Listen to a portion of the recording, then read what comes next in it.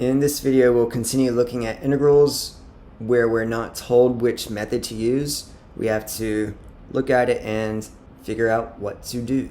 In this case, recognize that we have a radical, and under that radical, we have a variable squared minus a constant squared. Think of that as 1 squared. That's an indication that we're going to be using a trig substitution. In this case, let's let x be a secant theta, where a is 1. We always use this when we have a variable squared minus a constant squared. Then dx will be secant theta tangent theta d theta. We can now rewrite that integral as, in the denominator we have x cubed, so that will be secant cubed theta. Square root of x we will replace with secant again, so that's secant squared minus 1. And dx we will replace with secant theta tangent theta d theta. From here we can simplify a tiny bit. Notice that secant theta occurs in both top and bottom. We can remove 1 power. So secant squared in the denominator and the secant in the numerator will go away. So in the numerator we now have tan theta. In the denominator we have secant squared theta and the square roots.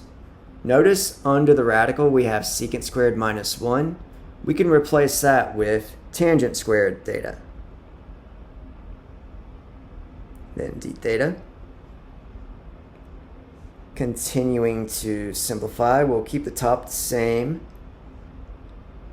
And in the denominator, the square root of tangent squared is tangent d theta. We can now reduce those tangents, get rid of them. We have the integral of 1 divided by secant squared theta. That is simply cosine squared theta d theta. We can't easily integrate cosine squared, so let's use an identity to rewrite that. That is 1/2 times 1 plus cosine of 2 theta d theta. We can then break that integral apart. We'll have the integral of 1/2 d theta plus the integral of 1/2 cosine of 2 theta d theta. The first integral here will be relatively simple, but here we need a use substitution. So the first one will simply be 1/2 theta plus c. I'll save the plus c for the end.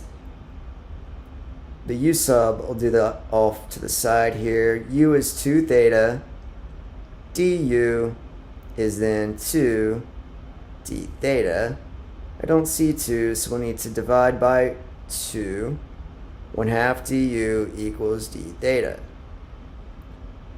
Rewriting this integral now, we have 1/2 times cosine of u, and then d theta we are replacing with 1/2 du. Continuing to simplify a bit, we'll just copy that first part, and then we have the integral of 1/4 cosine u du. We now have 1/2 theta plus the integral of cosine is sine, so that is 1/4 sine u, but remember that we said u is 2 theta. And now we'll add in that plus c. We eventually need to use a triangle because we're in terms of theta and the original integral was in terms of x. Before we do that, we need to again rewrite this one using an identity because we need single thetas. We don't want a double angle here. So we have 1/2 theta plus 1/4. Let's rewrite sine 2 theta as 2 sine theta cosine theta plus c. Now we have 1/2 theta plus 1/2 sine theta cosine theta plus c. Now that we have single thetas on our trig functions, let's go to the triangle. Let's call this angle theta. Earlier we said that x is equal to secant theta. At this point we can rewrite the 1/2 theta. If we take the inverse secant of both sides, we'll get the inverse secant of x. To find these two and replace these, we do need the triangle. So think of x as x over 1. And then if we use SOHCAHTOA,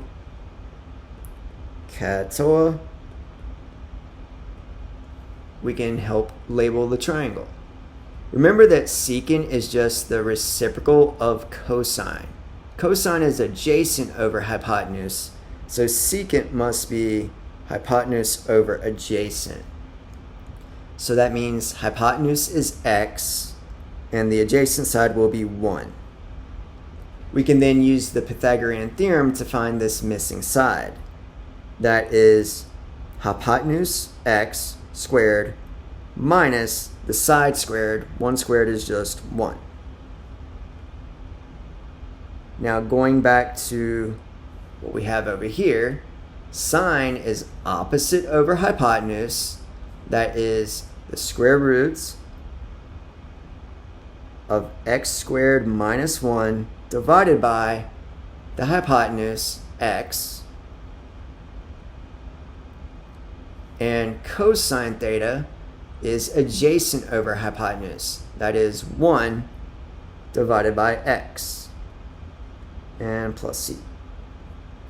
We can rewrite a tiny bit more. We have 1/2 inverse secant x plus square root of x squared minus 1 divided by 2x squared plus c.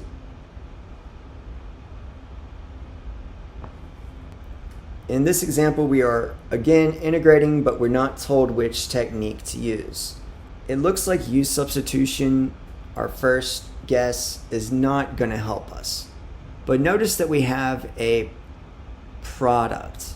If you have a product, oftentimes parts is going to be the way to go.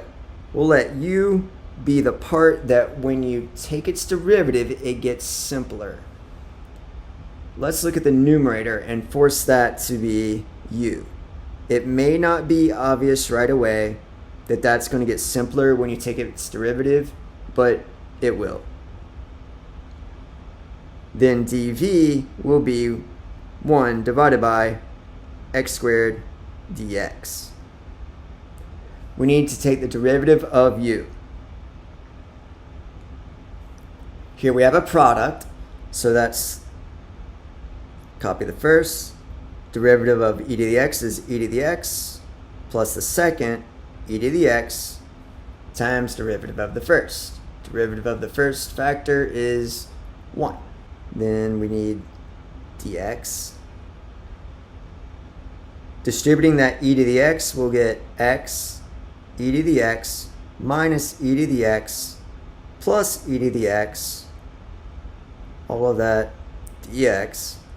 And notice that e to the x's add to 0, leaving us with x e to the x dx. Now integrating dv, the integral of 1 divided by x squared is negative 1 divided by x. Going back to the integral now, we have integration by parts. That is u, v minus the integral of v du. We can now simplify that first piece. We'll distribute the, I'm going to distribute the negative 1 divided by x. That will give me negative 1 plus 1 divided by x e to the x. And then plus the integral of e to the x dx. Simplify a little more, we get negative e to the x plus e to the x divided by x. Then the integral of e to the x is e to the x plus c. Notice that negative e to the x and e to the x add to 0, leaving us with e to the x divided by x plus c.